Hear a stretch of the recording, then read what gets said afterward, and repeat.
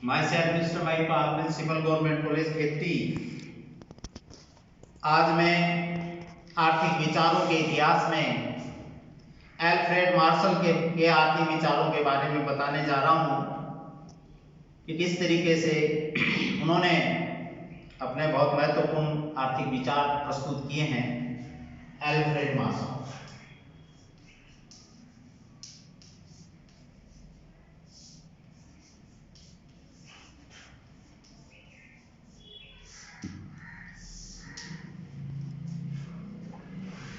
अर्थशास्त्र में मार्शल का नाम और बेसिकली मेनली माइक्रो इकोनॉमिक्स में उनका नाम आता है। विभिन्न जो सिद्धांत हैं मार्शल की, उपयोगिता विश्लेषण है, बहुत उनका इंपॉर्टेंट है। यूटिलिटी एनालिसिस हम पढ़ते हैं। प्रोफेसर मार्शल ने अपना एक महत्वपूर्ण सिद्धांत उसमें दिया। जब हम बात करते हैं मूल्य निर्धारण में, समय के अनुसार उसको हम अल्पकाल, अति अल्पकाल, दीर्घकाल, अति दीर्घकाल उसमें बांट करके किस तरीके से कीमत का निर्धारण होता है, उसके बारे में उन्होंने एक महत्वपूर्ण योगदान दिया है। अर्थात उन्होंने समय को महत्व दिया। उन्होंने एकाधिकार के सिद्धांत के बारे में भी बताया है और इसके साथ प्रतिनिधि फर्म, रिप्रेजेंटेटिव फर्म के बारे में भी अपने विचार उन्होंने प्रकट किए। तो हम एल्फ्रेड मार्शल के विनिमय संबंधी विचारों के बारे में बात कर रहे हैं और उसके अंतर्गत मूल्य का सिद्धांत और उसमें हम संतुलन विश्लेषण के बारे में बात कर रहे हैं। प्रोफेसर मार्शल ने एडम स्मिथ और जेवंस ने जो अपने एक तरफा विचार प्रकट किए मूल्य निर्धारण में, उनको नकारते हुए उन्होंने कहा मूल्य का निर्धारण जो होता है वो किसी एक पक्ष से नहीं होता है, बल्कि मांग और पूर्ति दोनों पक्ष से होता है। किसी वस्तु की मांग उनके अनुसार उपयोगिता से निर्धारित होती है और पूर्ति होती है उत्पादन लागत से होती है, और दोनों ये शक्तियां काम करती हैं और उनके संतुलित, जहां संतुलन होता है वहीं पर मूल्य का निर्धारण होता है। ये बात एल्फ्रेड मार्शल ने बताई और उन्होंने कहा मूल्य एक मेहराब के बीच पत्थर की भांति होता है जो कि दोनों ओर के प्रभावपूर्ण दबाव अर्थात एक ओर मांग और दूसरी ओर पूर्ति की शक्तियों द्वारा साम्य बनाता है। उनके अनुसार जिस प्रकार जब तक कैंची की दोनों धारें नहीं होगी तब तक काटने का कार्य नहीं हो सकता, ठीक उसी प्रकार से जब तक मांग व पूर्ति दोनों आपस में नहीं मिलती हैं तब तक मूल्य का निर्धारण नहीं। जिस बिंदु पर ये दोनों आपस में मिलती हैं उसे हम कहते हैं साम्य बिंदु, इक्विलिब्रियम पॉइंट कहते हैं, और उस बिंदु पर ही मूल्य का निर्धारण होता है। तो इस प्रकार से मूल्य के निर्धारण में एल्फ्रेड मार्शल ने मांग और पूर्ति दोनों शक्तियों का महत्व को समझा और उसी के अनुसार उन्होंने साम्य बिंदु के निर्धारण के बारे में बताया। अब इसमें मूल्य निर्धारण में उन्होंने समय तत्व को महत्व दिया है।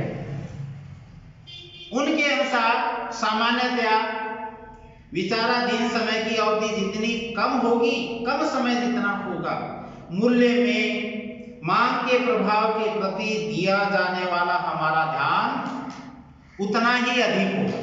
अर्थात मूल्य को कम समय में मांग पक्ष ज्यादा प्रभावित करेगा और समय की अवधि जितनी अधिक होगी उतना ही अधिक महत्वपूर्ण उत्पादन लागत का प्रभाव मूल्य पर पड़ेगा। इस दृष्टिकोण से उसको, समय को मार्शल के द्वारा 4 भागों में बांटा गया: अति अल्पकाल, अल्पकाल, दीर्घकाल और अति दीर्घकाल।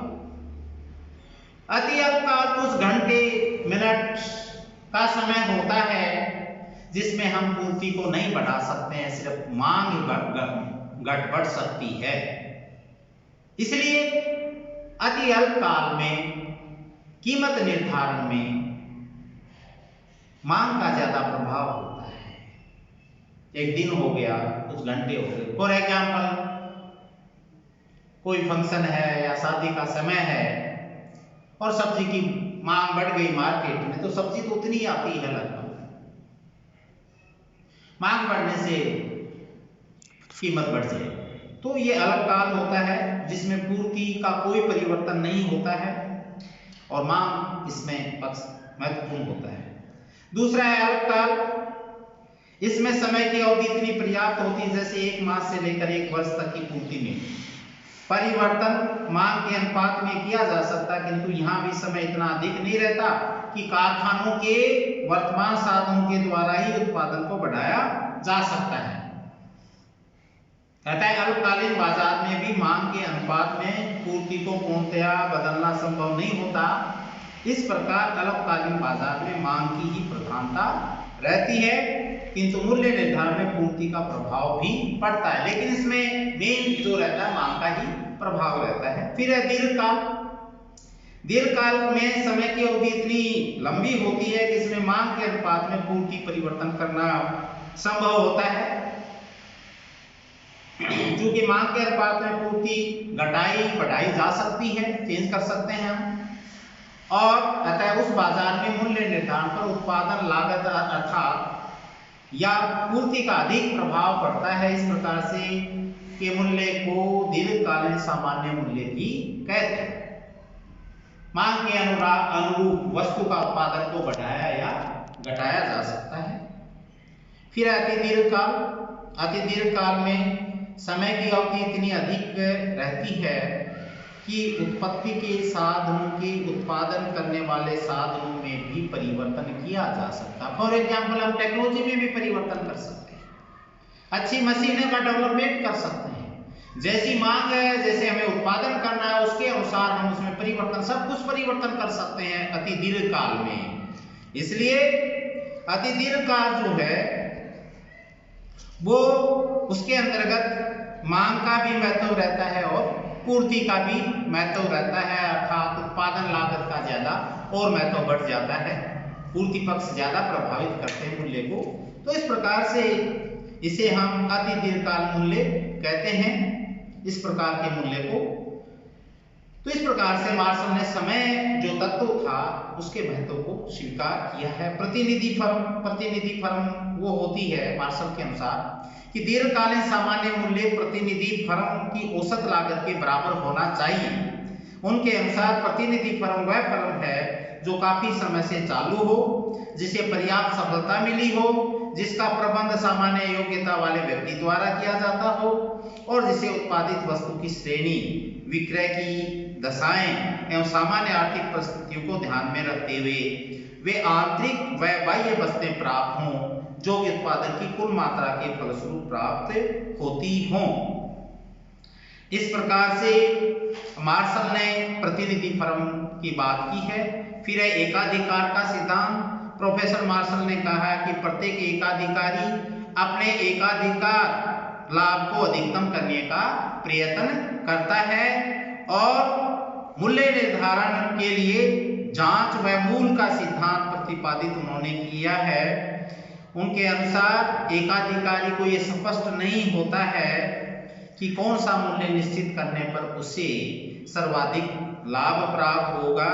वह प्रारंभ में मूल्य निश्चित करता है और देखता है कि उसे कुल कितनी आय प्राप्त होती है, फिर बाद में फिर परिवर्तन करता है, फिर देखता है कि कितनी आय प्राप्त होती है।